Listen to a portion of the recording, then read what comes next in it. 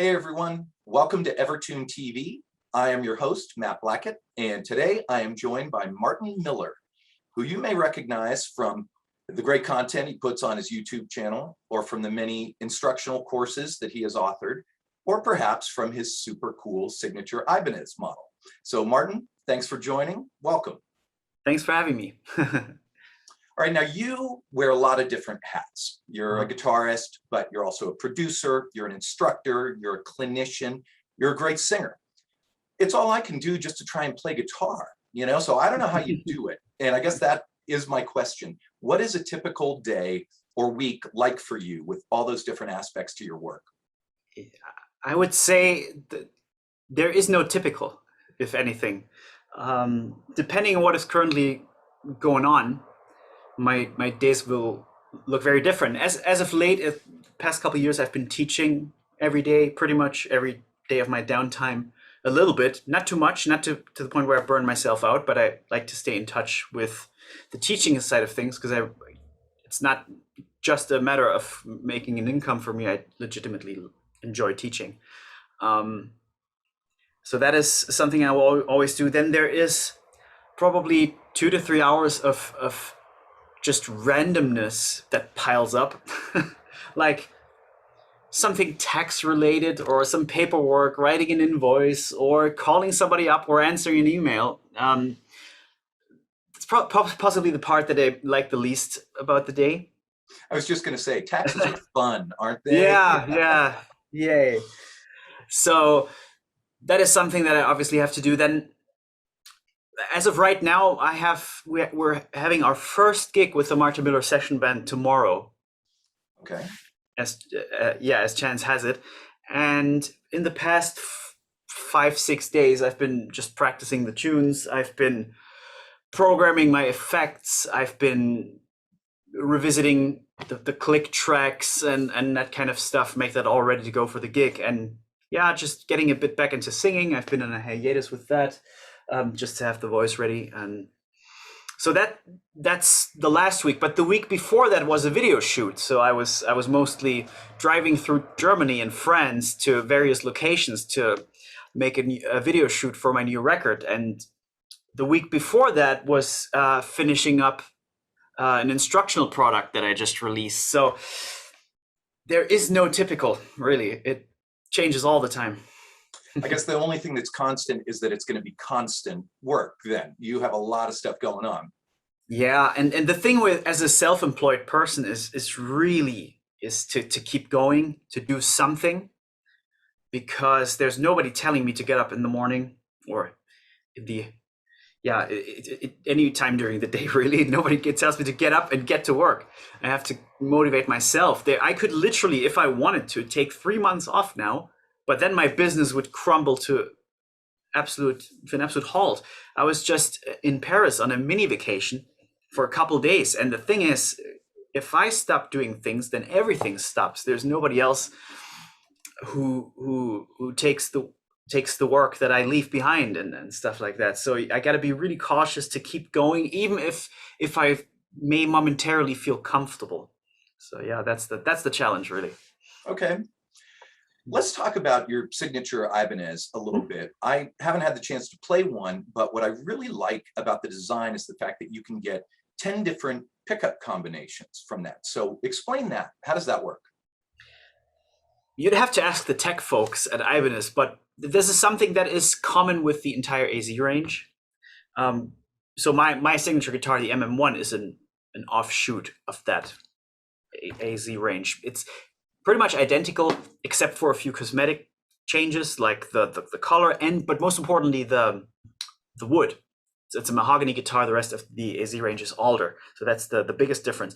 And they all have this switching system, the dynamic switch, they call it. And it basically rewires the entire guitar. Now, I know too little about electronics to tell you what exactly it does, but it rewires the whole thing. So instead of, on the two humbucker guitars, instead of having 5 switching options, you have 10 switching options. And the switching options with the alter switch is the exact name, with the alter switch engaged tends to be lower output, a bit more nasal in character. I see a Brian May guitar there, maybe some of those kind of sounds a little bit. it's that kind of thing. Yeah, essentially the idea was behind it that you have one guitar to take on the road, which is true for most of what I do. It's one guitar to take on the road. You got to do everything with it. Sure. Yeah, that's funny because that is part of the reason that I'm asking. I am drawn to instruments where you can get a lot of sounds out of them, even if it doesn't look like it from the guitar. Like you take one look at that guitar, now it could easily be a 3-sound guitar, right? And so that's cool. I like that. I don't like dragging gear. I really don't like dragging gear. So I don't like to take more than 2 guitars to a gig. So yeah. Yeah, and I would guess in the studio that could be a real secret weapon guitar as well, because you can find a bunch of different sounds that are going to sit in the mix in a really pleasant way. I mean, in the studio, everything goes. I got a bunch of guitars, as you can see behind me in the studio. But even then, I find, yes, I can grab a different guitar, but then chances are the strings are old and it's out of tune. And yeah, and it's not ready to go, really. So yeah, to have one guitar provide all these sounds is a real pleasure. And it takes nothing away from, the cool thing is it takes nothing away from the pre-existing sounds. It doesn't alter those sounds in any kind of way. It's not a compromise. All right, well, speaking of the good Dr. May, I watched your Queen medley. You have some great medleys on your YouTube channel, and I was drawn to that one. And what I noticed in it is that you are frantically tuning up in the intro to Don't Stop Me Now, and yet you somehow still managed to hit your vocal part on that. And so that must have been just a little nerve-wracking. There's basically, when we do these medleys, any chance on a non-EverTune guitar, any chance I get, I'll tune up. Whether that's between takes and even within takes, I'll take a quick moment to dial it back in, especially since I'm quite a heavy whammy bar user, not in a flashy type of way, but I use it subtly all the time. And you know, modern recording technology, the recordings these days are so pristine. It's like you hear every tuning discrepancy. The mixes are so clear. The recordings are so clear. Now, in a normal live setting, maybe that wouldn't bother me as much, but on a recording of that quality, it just, if something's not in tune, it'll just hit you in the face. Well, it was a great medley, and you notice the Brian May guitar that's on the wall behind me there that he actually signed for me. Oh, wow, you cool. Clearly have deep knowledge of that guy's music. And so what can you say about him and his playing and his songwriting? He's possibly from, let's say, the older generation of British rock players. I think he's possibly my very favorite of them, because this is not to an affront to the blues guys, but he doesn't have quite as strong of a blues influence. There's almost a more European classical influence in his playing, but also not in a neoclassical way, but really in a kind of romantic and sometimes like British Renaissance type way, like the way he speeds up a phrase, like the way he floats over the rhythm. It sounds very classical to me, and to me he has the most modern tone out of all those guys. I always loved that kind of phasiness of his sound and the slight nasality. I was always drawn to that. I was looking for that. That is actually one of my biggest tone influences. I'm also looking for that kind of slightly nasal, honky sound a lot of times. Sure. And yeah, I mean, and the songwriting and the singing. He's also a fantastic singer. The songwriting is I mean, brilliant. It doesn't get any better. Yeah. Well, this is a good transition into your 80s medley then, because for that one, you specifically chose an EverTune equipped Ibanez RGD 61. And so talk about that one. That was all one take. There you go. And what a cool guitar that is. Yeah. And that is a guitar that's available right now.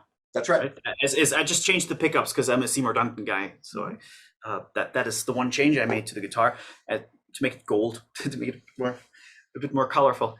My idea, that medley was done right after I received that guitar, basically, and I was just figuring out how to use the EverTune, and so making a 27-minute one taker with me also. That's one of the only medleys where I'm singing like 90% of the whole thing. Right. So there's literally no time to tune up, because whenever I'm not playing, I'm singing. So no time to tune up. And I wanted to just be 100% safe with the tuning, have confidence that I'm going to tune this guitar up before I head out. and never have to touch the tuning again. That was actually that is a thought that I like very much. So I can focus a little bit about getting my in-ear monitoring right, or having the lyrics sit nicely so I can actually see them while I play. Like all those a million small details that matter in the moment when you're there that don't seem very important when you're not there, but they always come up. So yeah, having the worry of tuning the guitar up taken away from me on a 27-minute take is very nice. We did 5 takes of that plus 2 rehearsals, so we probably played that thing 7 times that day, and I didn't touch the tuners once. That's amazing, and that's funny. Yeah. That was going to be my next question, which is, okay, it's clearly one take, right? There are no cuts in that video, but how many tries did you do to get the one that we see? And so did you end up keeping the first one? Is that the 5th one? Do you recall? No, it's the 5th one. It is. And funny thing, we cut one thing out. We cut out a bass solo. And the only reason for that is it was a great solo. It was a great solo, but it just stretched the thing out to like 30 minutes. I was like, no, we got to do this is too long and too unfocused. We need to cut it out, unfortunately. Okay. So yeah, that was the one thing but that is all the 5th take. Everything you see is the 5th take. Mm-hmm. All right. Well, another cool Ibanez you have is the one that's right behind you there. That's got the EverTune and the True Temperament frets. And so, how did that guitar come to be? To be honest, that was something I've always kind of dreamed of. I wanted to have a guitar that intonates like a piano at all times.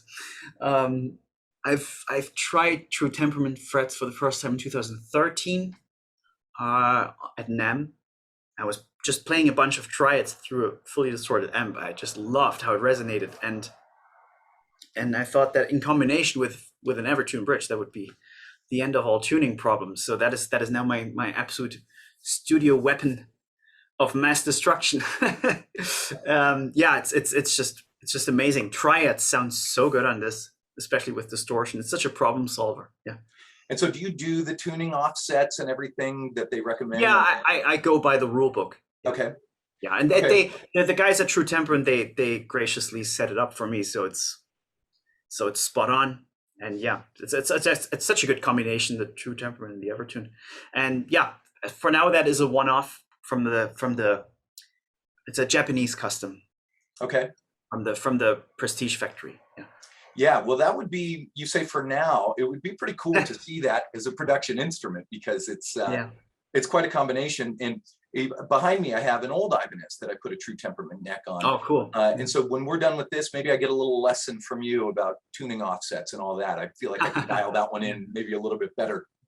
And I've one more EverTune guitar. I also have an RGD 7-string. Oh, okay. That I haven't showcased yet, but yeah.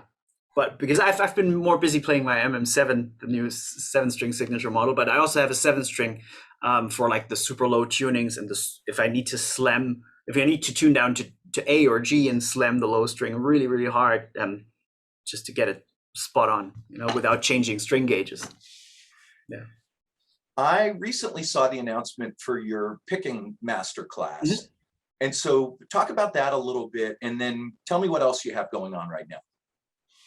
So that is a project that is I've been working on for the past 5 months or so. I have a Patreon campaign that supports me financially, and then that covers like the Martin Miller session band cost. But obviously that is not enough to make a living. So I do these instructional products that basically provide the foundation. It catches 2 birds with 1 stone. First of all, it satisfies my love for teaching, and also funds all these projects that I do. And so I wanted to make a product that basically on picking. A lot of people asked me about my picking, especially in lessons, and I really wanted to make one product that like a once in a lifetime picking thing that in 15 years I can refer to. Yeah, if you have a question about my picking, that's the one. That's where you go to. So it covers basically everything from picking mechanics to the exercises that I use, to timing, to swing, tone, articulation, all these types of things. I wanted to make it all the stuff I learned about the picking hand. I wanted to cram into one giant product, and I'm happy it's going very, very well, and it helps me fund all the artistic stuff that I do, and it's great. It's been going really well. And if viewers want to find that, where can they get that? They can get it on jtcguitar.com. Okay. That's all right. And then what's next for you then? I kind of touched on it already. I'm gonna be releasing the first single of my new record, my first vocal record, in early November. We've just shot a bunch of videos for it, music videos, not performance videos, but actual music videos. So that'll be coming out in early November, the single, and the album shortly after. And yeah, progressive rock / metal record. Very excited about it. Been working on it for over 3 years now. Yeah, with a killer band and great, I think, cool tunes. And yeah, can't wait to get it out there, honestly. That's great. No, we look forward to hearing it. All right, Martin. Well, thank you so much for joining us on EverTune TV. All the best with everything you've got going on, which, as we've already covered, is a lot. So thank you again. Thank you very much for having me.